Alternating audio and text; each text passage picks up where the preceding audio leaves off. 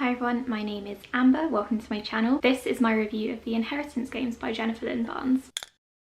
The Inheritance Games is a YA mystery thriller. It's very much like Knives Out, if you've seen the movie with Chris Evans. It's about a teenage girl called Avery who inherits a ton of money from this really rich old man who has died. This is really good because Avery is poor, but in order to get the money that she has inherited, she has to spend 1 year in the fancy manor house that the old man owned with his grandsons. When she gets to the manor, she realizes that the old man loved puzzles and riddles and games, so she has to figure out and solve a bunch of them in order to, you know, figure out why, first of all, she has inherited this money, because she's not related to this man at all, as far as she knows, and also to figure out what's going on with his grandsons. So I have been a fan of Jennifer Lynn Barnes' writing for a few years now. I didn't like her first book. I think it's called Raised by Wolves. That was YA paranormal, wasn't so good. But I read The Naturals more recently and I loved it. I still need to carry on with that series, but that was a really fun, snarky book, and that's exactly what I was expecting from the Inheritance Games, and that's exactly what I got. So it's a YA mystery thriller and it is all very mysterious, but it's also really snarky and fun at the same time. Parts of it, I have to say, did feel a little bit ridiculous or convoluted, because I was just kind of like, why did this old man do this? Like, why would he put all of this effort in? Why would this play out that way? But at the same time, if anyone was going to pull this kind of stuff off, it would probably be the eccentric billionaire, you know? So I didn't mind that so much. I really enjoyed Avery as a character. She, like I said, is really poor.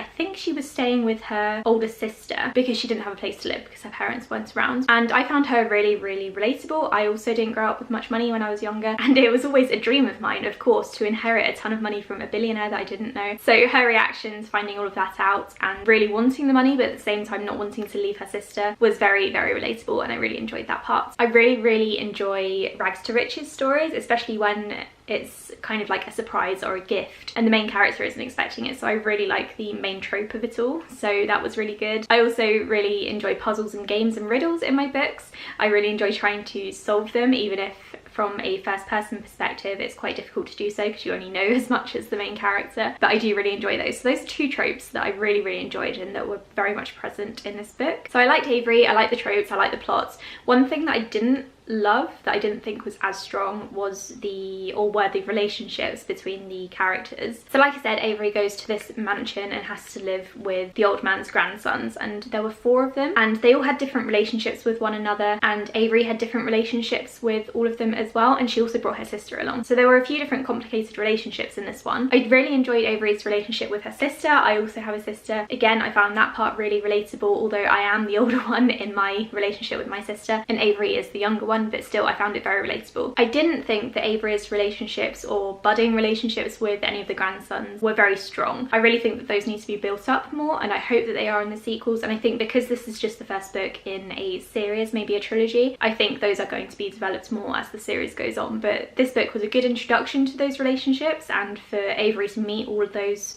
different characters. And I'm not saying that she's going to get into a romantic relationship with all of them, maybe one of them or a couple, but definitely not all of them, but she had different relationships with each. So this was a good introduction to those, but I think it does have a long way to go, and I wasn't finding myself like shipping any of them or really enjoying any of the romantic scenes between anyone, because I don't know, they weren't that important. Avery was trying to find out where this money had come from. I do think that all of the guys have way too much baggage and Avery should just forget about them. She had way too much going on with her puzzle solving to actually care about any like romantic relationships. So I do think Jennifer Lynn Barnes tackled that well, although I would have preferred to have no romance or romantic tension at all, but it's YA. This is what happens in YA. While I'm talking about relationships, I do want to mention that the older sister is in a very abusive relationship with a man, so trigger warnings for domestic abuse. It was quite hard for me to read about, and I think it's going to be quite difficult for quite a few people to read about. It's not first person at all because we don't get the sister's perspective, but we hear her talking about it and we hear Avery talking about what the guy has done in the past, so that's something to be aware of. Also, something to mention is that I got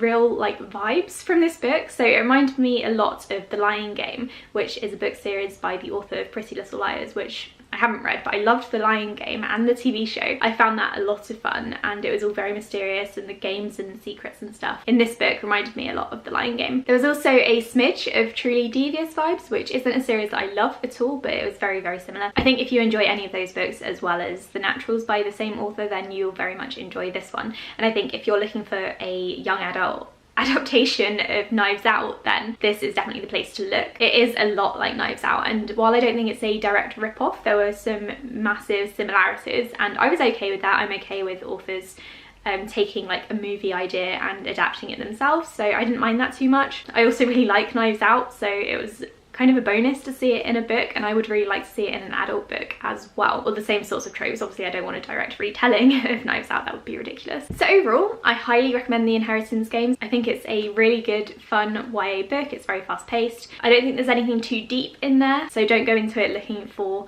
I don't know, an all-time favourite mystery thriller that will blow you away, but I think it is a lot of fun. And I think it might be being adapted into a TV show. If it is, then I will definitely be watching that. That is my review for the Inheritance Games. Thank you so much for watching. Do like and subscribe if you enjoyed this video, and I'll be back soon with another one. Bye!